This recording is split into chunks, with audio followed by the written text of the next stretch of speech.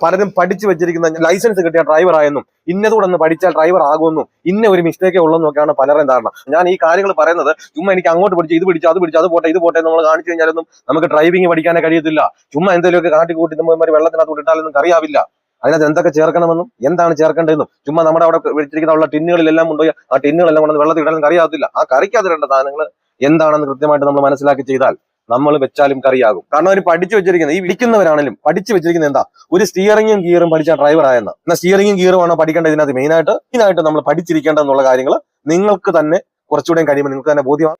നമസ്കാരം, പുതിയൊരു വീഡിയോയിലേക്ക് സ്വാഗതം. ഇന്നത്തെ വീഡിയോ വളരെ യൂസ്ഫുൾ ആയ ഒരു വീഡിയോ ആണ്. അതായത് സ്ത്രീകളായാലും പുരുഷന്മാരാണെങ്കിലും നിങ്ങൾക്ക് വാഹനം ഓടിക്കണമെന്ന് ആഗ്രഹമുണ്ടോ, നിങ്ങൾ ഈ ഒരു വീഡിയോ സ്കിപ്പ് ചെയ്യാതെ തന്നെ കണ്ടാൽ എന്തെല്ലാമാണ് നമ്മൾ ശ്രദ്ധിക്കേണ്ടത്, എന്തെല്ലാം ചെയ്താൽ നമുക്ക് പേടിയും വെപ്രാളവും ധൃതിയും കൂടാതെ ഒരു വാഹനം ഓടിക്കാം, എങ്ങനെയാണ് നമ്മൾ ഓടിക്കേണ്ടത്, എന്തെല്ലാമാണ് നമ്മൾ ശ്രദ്ധിക്കേണ്ടത്, എന്തെല്ലാം ശ്രദ്ധിച്ചാൽ ഓടിക്കാം എന്നതിനെ പറ്റിയാണ് ഇന്നത്തെ ഡീറ്റെയിൽ ആയ ഒരു വീഡിയോ ആണ്.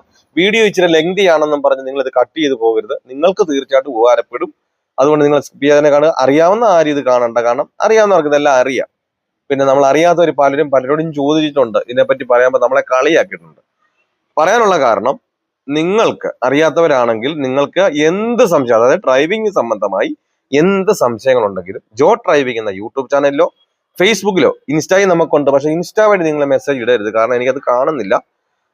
ഞാൻ ഓപ്പൺ ആക്കി നോക്കുന്നുണ്ടെങ്കിൽ എനിക്ക് അതിനകത്തിൽ മെസ്സേജുകൾ കാണാൻ പറ്റുന്നില്ല. അതുകൊണ്ട് നിങ്ങൾ ദയവായിട്ട് ക്ഷമിക്കുക. ഈ മെസ്സേജ് ഇൻസ്റ്റാൾ ചെയ്തിട്ടുള്ള ദയവായി ക്ഷമിക്കുക. എനിക്ക് കാണാത്തത് കൊണ്ടാണ് ഞാൻ റീപ്ലൈ തരാത്തത്.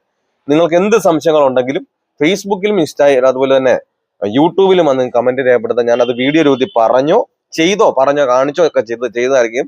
എന്ത് സംശയങ്ങൾ ചോദിക്കുന്നതാണ്. നമ്മുടെ ചാനൽ ആദ്യമായിട്ടാണ് കാണുന്നത്, അത് യൂട്യൂബ് വഴിയാണെങ്കിൽ ഒന്ന് സബ്സ്ക്രൈബ് ചെയ്ത് സപ്പോർട്ട് ചെയ്യുക. അതുപോലെ തന്നെ ഫേസ്ബുക്കും ഇൻസ്റ്റയും നമ്മൾ തുടങ്ങിയിട്ടുണ്ട്, അതുവഴിയാണെങ്കിൽ ഒന്ന് ഫോളോ ചെയ്ത് സപ്പോർട്ട് ചെയ്യുക. വീഡിയോ കണ്ട് ഇഷ്ടപ്പെട്ടാൽ വീഡിയോക്ക് ലൈക്ക് തരാൻ മറക്കരുത്. എനിക്ക് ലൈക്ക് തരണം, അല്ലെങ്കിൽ എന്റെ വീഡിയോ ഫോളോ ചെയ്യണം, അല്ലെങ്കിൽ എന്റെ വീഡിയോ സബ്സ്ക്രൈബ് ചെയ്യണമെന്ന് ഞാൻ നിഷേധിക്കുകയല്ല. ഞാൻ ചെയ്യണമെന്ന് ഞാൻ നിങ്ങളെ നിർബന്ധിക്കത്തില്ല. നിങ്ങൾക്ക് ഉപകാരപ്പെടും എന്നുണ്ടെങ്കിൽ നിങ്ങൾ സബ്സ്ക്രൈബ് ചെയ്ത് ഷെയറും ചെയ്ത് കൊടുക്കുക, മറ്റുള്ളവർക്ക് ഉപകാരപ്പെടുന്നുണ്ടെങ്കിൽ. എന്തായാലും നമുക്ക് നേരെ വീഡിയോയിലേക്ക് പോകാം. ഈ വീഡിയോയിലേക്ക് കടക്കുന്നതിന് മുമ്പ് ഒരു കാര്യം കൂടി, നിങ്ങൾക്ക് ലൈസൻസും വാഹനവും വീട്ടിലുണ്ട്, സ്വന്തം വണ്ടി വീട്ടിലുണ്ടായിട്ടും സ്വന്തം വണ്ടിയുടെ ഡ്രൈവിംഗ് സീറ്റിൽ പോലും കയറാൻ പേടിയാണ്. 10 വർഷമായി 5 വർഷമായി 18 വർഷമായി 15 വർഷമായി ലൈസൻസ് കയ്യിലുണ്ട്, പഠിച്ചതാണെന്നും പറഞ്ഞുകൊണ്ടിരിക്കുന്നവരുണ്ട്. അപ്പൊ നിങ്ങൾക്ക് വാഹനം ഓടിക്കണമെന്ന് അധികം ആഗ്രഹമാണെങ്കിൽ എന്നെ കോൺടാക്ട് ചെയ്താൽ, നിങ്ങൾ കേരളത്തിന്റെ ഏത് ജില്ലയിലായിരുന്നാലും നിങ്ങളുടെ സ്വന്തം വാഹനത്തിൽ വന്ന് ഞാൻ പ്രാക്ടീസ് നടത്തുന്നുണ്ട്. നിങ്ങൾക്ക് ആഗ്രഹമുണ്ടെങ്കിൽ എന്റെ വാട്സാപ്പ് നമ്പറിൽ ബന്ധപ്പെടാം. ഈ ഒരു ക്ലാസ് നിങ്ങൾ അറ്റൻഡ് ചെയ്ത് കഴിഞ്ഞാൽ വരുന്ന ദിവസം മുതൽ തനിയെ വാഹനം ഓടിക്കുവാനുള്ള ട്രിക്കുകളും ടിപ്സുകളുമാണ് ഞാൻ ഈ ഒരു ക്ലാസ്സിൽ പറഞ്ഞിരുന്നത്. ആ ട്രിക്കും ടിപ്സ് എന്താണ് വീടിന്റെ പറയാത്തതെന്ന് ചോദിച്ചു കഴിഞ്ഞാൽ, പലർക്കും പല മിസ്റ്റേക്കുകളാണ്. ഒരാളുടെ മിസ്റ്റേക്ക് അല്ല മറ്റൊരാൾക്ക്, മറ്റുള്ളവരുടെ മിസ്റ്റേക്ക് അല്ല മറ്റൊരാൾക്ക്. അപ്പൊ അതുകൊണ്ടാണ് നമുക്ക് വാഹനം ഓടിക്കാൻ നമ്മൾ 1-2 പ്രാക്ടീസ് പോയിട്ട് നമുക്ക് സാധിക്കാതെ വരും, നമ്മുടെ മിസ്റ്റേക്കുകൾ മനസ്സിലാക്കാത്തത് കൊണ്ടാണ്. ഞാൻ ആ ട്രിക്കും ടിപ്സും പറഞ്ഞു കഴിഞ്ഞാൽ ചിലപ്പോൾ നിങ്ങൾ അത് ചെയ്ത് നോക്കുമ്പോൾ നിങ്ങൾക്ക് കിട്ടുന്നില്ലെങ്കിൽ നിങ്ങൾ എന്നെ കുറ്റപ്പെടുത്തും. ഞാൻ അതുപോലെ ചെയ്ത് നോക്കിയിട്ട് എനിക്ക് പറ്റുന്നില്ല, നിങ്ങളുടെ മിസ്റ്റേക്ക് ചിലപ്പം അതല്ലായിരിക്കും. അതുകൊണ്ടാണ് പലരോടും നിങ്ങൾ കേട്ടിട്ടുണ്ടാകാം, കണ്ടിട്ടുണ്ടാകാം. അതുപോലെ തന്നെ എന്റെ ക്ലാസ്സിൽ വന്നിട്ടുള്ളവർ ഈ വീഡിയോ കാണുന്നുണ്ടാകാം. ഞാൻ അവരോടും ചെന്ന് ചോദിക്കുന്നത് അതുകൊണ്ടാണ്, പറഞ്ഞ മിസ്റ്റേക്ക് ആണോ നിങ്ങളുടെ ചോദിക്കാറുണ്ട്. അതല്ല എന്ന് പലരും വീഡിയോയുടെ പറയാറുണ്ട്. അപ്പൊ അതുകൊണ്ടാണ് ഞാൻ ആ ട്രിക്കും ടിപ്സും വീഡിയോയുടെ പറയാത്തത്. അപ്പൊ നിങ്ങൾക്ക് വാഹനം ഓടിക്കണമെന്ന് ആഗ്രഹമുണ്ട്, എന്റെ ജില്ല ഏതാണ് കരുതണ്ട. കാരണം ഇപ്പോഴും പലരും വിളിച്ചു ചോദിക്കണം എന്റെ ജില്ല. നിങ്ങൾ കേരളത്തിന്റെ അങ്ങേയറ്റമായ കാസർഗോഡ് മുതൽ ഇങ്ങേയറ്റമായ തിരുവനന്തപുരം, കേരളത്തിന്റെ ഇടയിലുള്ള ഏത് ജില്ലയിലായിരുന്നാലും നിങ്ങളുടെ സ്വന്തം വാഹനത്തിൽ വന്ന് ഞാൻ പ്രാക്ടീസ് നൽകുന്നത്. നിങ്ങൾക്ക് ആഗ്രഹം ഉണ്ടെങ്കിൽ എന്നെ കോൺടാക്ട് ചെയ്യാം. എന്തായാലും നമുക്ക് നേരെ വീഡിയോയിലേക്ക് പോകാം. ഓക്കെ, അതായത് പേടിയും വെപ്രാളവും ധൃതിയും കൂടാതെ എങ്ങനെ ഒരു വാഹനം റോഡിലൂടെ ഓടിക്കാം എന്ന് ചോദിച്ചു കഴിഞ്ഞാൽ, നമുക്കെല്ലാം നമ്മുടെ പേരാണ് എഴുതേണ്ടത്. എങ്കിൽ പേരെഴുതണമെന്നുണ്ടെങ്കിൽ ഉദാഹരണം പറയുന്നേ ഉള്ളൂ. എന്ത് പഠിക്കണം? നമ്മൾ അക്ഷരം പഠിച്ചാൽ മതി, നമ്മൾ തന്നെ എന്ത് ചെയ്തോളും, പേര് എഴുതിക്കോളും. ആരും പേരെഴുതാനൊന്നും പഠിപ്പിക്കണ്ട. പക്ഷെ നമ്മൾ പെട്ടെന്ന് പേരെഴുതുന്നവരുടെ കൂട്ട് പെട്ടെന്ന് എന്ത് ചെയ്തില്ല, നമ്മൾ പെട്ടെന്ന് എഴുതണമെന്നില്ല. പക്ഷെ നമ്മൾ തപ്പിപ്പറക്കി എന്തെങ്കിലും എന്ത് ചെയ്യും, എഴുതും. എന്നാലും നമുക്ക് അക്ഷരം അറിയാവുന്നതുകൊണ്ടാണ് നമുക്ക് എഴുതാൻ കഴിയുന്നത്. എന്ന് പറഞ്ഞതുപോലെ നമുക്കൊരു വാഹനവും ഓടിക്കാനാണ് വേണ്ടതെങ്കിലും ഒരു വാഹനം നമ്മൾ കൃത്യമായിട്ട് എടുക്കാനും എന്തെല്ലാമാണ് എടുക്കേണ്ട സാധനം, ഒരു ഡ്രൈവ് ചെയ്യാൻ എന്തെല്ലാം സാധനങ്ങൾ വേണമെന്നും ആ സാധനങ്ങൾ എന്തൊക്കെ അടങ്ങുന്നുണ്ടെന്നും ഇത് നമ്മൾ കൃത്യമായിട്ടൊന്ന് മനസ്സിലാക്കാത്തത് കൊണ്ടാണ് പലർക്കും ഒരു വാഹനത്തിൽ കയറാൻ തന്നെ പേടി. കാരണം ഞാൻ അങ്ങോട്ട് കയറിയാൽ കൊച്ചിനെ തട്ടും, അല്ലെങ്കിൽ മതിലിടിക്കും. ഈ വീഡിയോ കാണുന്ന ഒരു 90% ആൾക്കാരും ചിരിക്കുന്നുണ്ട്. ഇപ്പം ശരിയാണ്, എന്റെ പ്രശ്നം അതാണ്. ഇങ്ങനെ ഇടുങ്ങിയ സ്ഥലത്തോ സ്പേസ് ഇല്ലാത്ത സ്ഥലത്തോ കാർ പോർച്ചിലോ കിടക്കുന്ന സമയത്ത് ഞാൻ കയറി ഇരുന്നാൽ ചിലപ്പോൾ അവിടെ ഇടിക്കുവോ മുട്ടുവോ എന്നുള്ള പേടിയാണ്. അപ്പൊ എന്തെല്ലാം ചെയ്തിട്ടാണ് തട്ടാതിരിക്കുന്നതെന്നും എന്തെല്ലാം ചെയ്താൽ തട്ടാതിരിക്കുമെന്നും എന്ത് ചെയ്താലേ തട്ടുള്ളെന്നും നമുക്കൊരു കൃത്യമായിട്ടൊരു ബോധ്യവും കാര്യങ്ങളും നമുക്ക് മനസ്സിലാകാത്തത് കൊണ്ടാണ് നമുക്ക് ആ ഡ്രൈവിംഗ് സീറ്റ് കാണുമ്പോൾ തന്നെ പേടി ഉണ്ടാകാനുള്ള കാരണം. അപ്പൊ നമുക്ക് ഒരു വാഹനം ഓടിക്കുവാൻ വേണ്ടിയിട്ട് എന്തെല്ലാം സാധനങ്ങൾ വേണമെന്ന് നമ്മൾ ആദ്യമേ പഠിക്കണം. കാരണം നമുക്കെല്ലാം ഒരു കറിയാണ് വെക്കേണ്ടതെങ്കിലും നമ്മൾ ആ കറി വെക്കാൻ പഠിക്കണ്ട. എന്ത് പഠിച്ചാൽ മതി?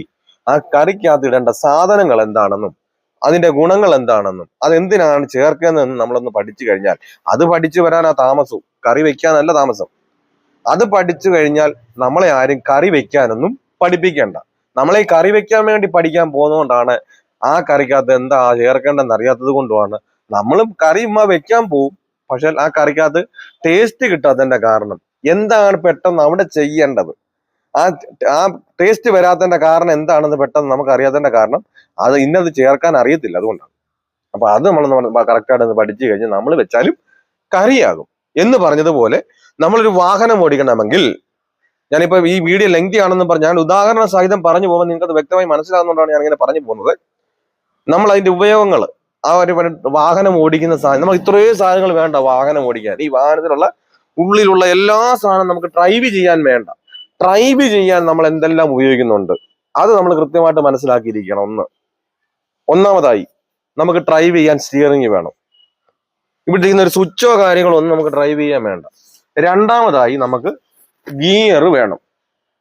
മൂന്നാമതായി നമുക്ക് ക്ലച്ച് വേണം. ക്ലച്ച് ഇല്ലാത്ത വണ്ടിയുണ്ട്, ക്ലച്ച് ഉള്ള വണ്ടിയുണ്ട്. നാലാമതായി ബ്രേക്ക് വേണം.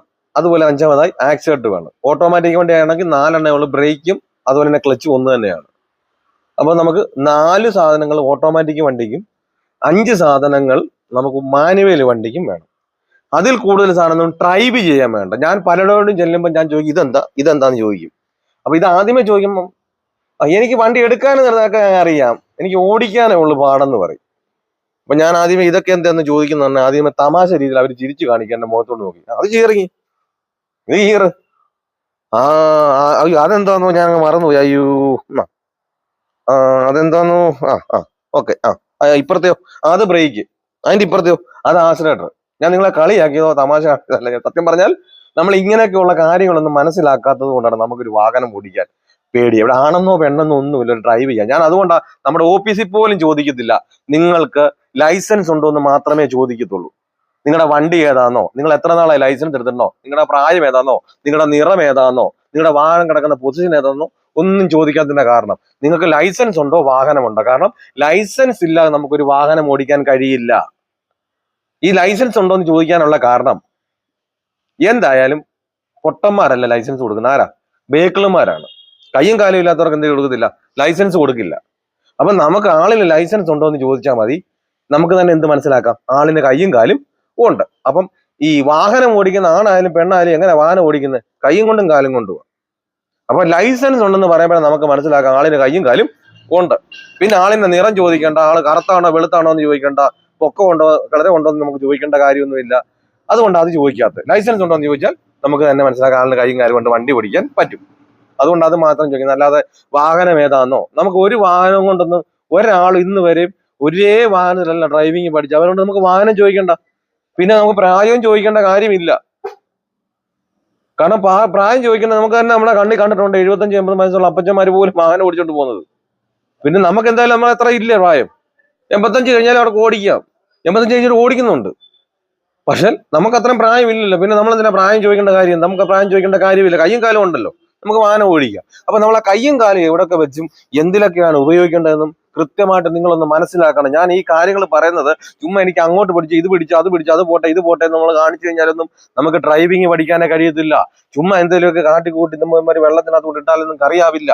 അതിനകത്ത് എന്തൊക്കെ ചേർക്കണമെന്നും എന്താണ് ചേർക്കേണ്ടതെന്നും ചുമ്മാ നമ്മുടെ അവിടെ വെച്ചിരിക്കുന്ന ഉള്ള ടിന്നുകളിലെല്ലാം കൊണ്ടുപോയി ആ ടിന്നുകളെല്ലാം കൊണ്ടുവന്ന് വെള്ളത്തിൽ ഇടാനൊന്നും അറിയാത്തില്ല. ആ കറിക്കകത്തിടേണ്ട സാധനങ്ങൾ എന്താണെന്ന് കൃത്യമായിട്ട് നമ്മൾ മനസ്സിലാക്കി ചെയ്താൽ നമ്മൾ വെച്ചാലും കറിയാകും. അതിനകത്ത് ചേർക്കേണ്ടത് കൃത്യമായിട്ട് ചേർക്കാത്തത് കൊണ്ടും എന്താണ് അതിനകത്ത് അടങ്ങുന്നതെന്നും അത് ചേർക്കുന്നത് എന്തുകൊണ്ടാണ് ചേർക്കേണ്ടതെന്നും നമ്മൾ അറിയാത്തത് കൊണ്ടാണ്.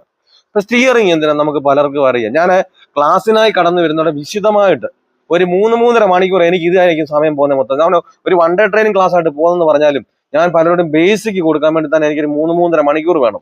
ഞാൻ ആകെ ചിലപ്പോൾ ഒരു വണ്ടിയെ ഓടിപ്പിക്കുന്നതും ബേസ് കിട്ടി കഴിഞ്ഞാൽ അവർ തന്നെ ഓടിക്കുന്നത്. അതാണ് ഞാൻ ഒരാളെ വാഹനം ഓടിക്കുമ്പോൾ സ്റ്റിയറിംഗ് പോലും തൊടാതെ ഞാൻ റോഡിൽ കൂടി ഇങ്ങനെ വണ്ടി ഓടിച്ചിട്ട് പറഞ്ഞാൽ അവരുടെ ബേസ് കൊടുത്തു കഴിഞ്ഞാൽ അവര് തന്നെ എന്ത് ചെയ്തോളും. നമുക്ക് പിന്നെ അവരുടെ കൂടെ കറി വെക്കാൻ നേരം ഇതിടെയാണ് പറഞ്ഞു കൊടുക്കേണ്ട കാര്യമില്ല. അവർ തന്നെ എന്ത് ചെയ്തോളും. ആ കറിക്ക് അതിടേണ്ട സാധനങ്ങൾ അവർക്ക് മനസ്സിലായി, ഇന്നതിലാണെന്ന് മനസ്സിലാക്കി കഴിഞ്ഞപ്പോൾ അവർ തന്നെ എന്ത് ചെയ്തോളും, ചേർക്കുന്നതാണ്. അതുകൊണ്ടാണ് ഞാൻ ആ സ്റ്റിയറിംഗെ പോലും തൊടാതെ നിങ്ങളുടെ മുമ്പിൽ കൂടെ തന്നെ ഞാൻ നിങ്ങളുടെ നല്ല തിരക്കോടെ തന്നെ വണ്ടി ഇങ്ങനെ കറക്റ്റായിട്ട് കൊണ്ട് ഓടിപ്പിക്കാനുള്ള കാരണം ഇത് കൃത്യമായിട്ട് നമുക്ക് മനസ്സിലാക്കി നമുക്ക് കൃത്യമായിട്ട് അത് ഇന്നതൊക്കെ ഉണ്ടെന്ന് അറിയിച്ച് നമുക്ക് ചെയ്തില്ലെങ്കിൽ ഉണ്ടല്ലോ നമ്മുടെ കൂടെ എപ്പോഴും ഇത് പറഞ്ഞു തരേണ്ടി വരും. ഉപ്പിട്, മുളകിട്, പുളിയിടുന്നൊക്കെ പറഞ്ഞു തരേണ്ടി വരും.